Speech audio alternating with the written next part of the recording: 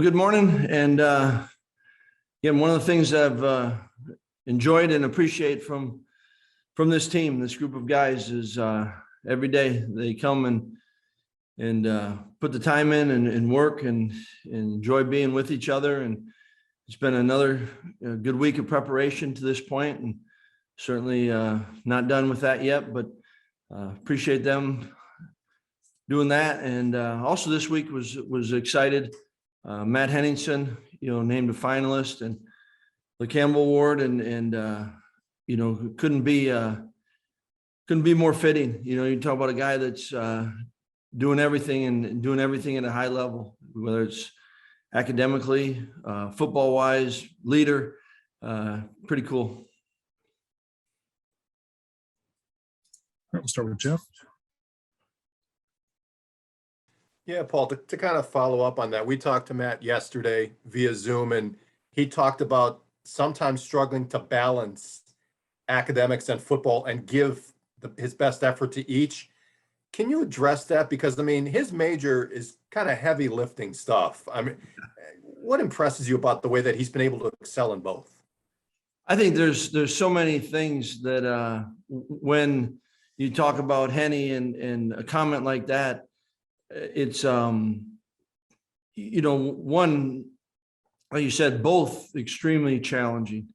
And also, when he talks about doing something, he talks about doing it at the highest level. It's not just checking the box and I got that done, whether it's in his schoolwork, whether it's in his training or his play. There's a guy that's just completely all in, and yet the energy that he brings and gives to others, and the awareness that he has for teammates and everyone around, it's impressive. And I think that's why it's it's very deserving, but he is, you talk about not just doing, but excelling at a high level. I think that's what he's doing. I think that's what makes him special. Go to Colton.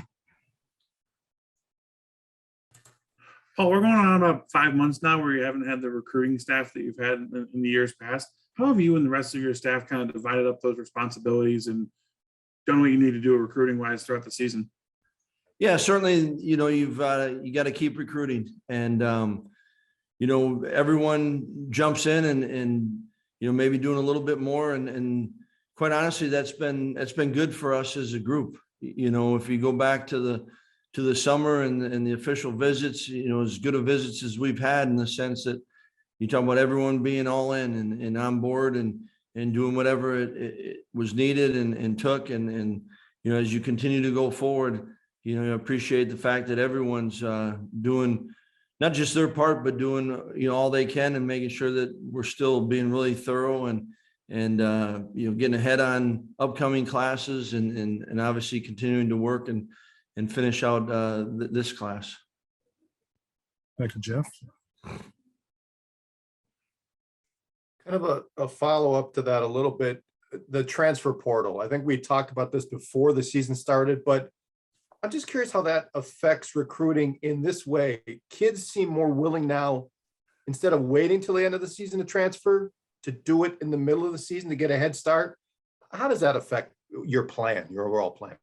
Yeah, it's we're living it, and certainly I don't think any of us knew for sure how it would go, and last year was such a unique year, and it's an interesting to see. Guys want to continue to play, and yet like you say, entering it early to try to get their name out there and know what types of options are. And I think that's kind of, you could kind of predict it, right? You kind of knew when the rules were set and how was this, you try to play, how will this play out? And a lot of this is the conversations that, were had, as anticipation of it, not knowing for certain, but it certainly is becoming more prevalent. And, and you don't know, like there's nothing can happen. A kid can't sign a scholarship right now. And so it's interesting. I think it's, will continue to evolve and we'll continue to learn more about it, but certainly you're seeing that happening right now. Back to Colton. Well, I know you were pretty thin on tight ends last week with some injuries. What does it look like for Clay and Jack this weekend? Yeah, we're able to get Clay's been able to practice and Esh has been able to practice. So that's been helpful. Steve.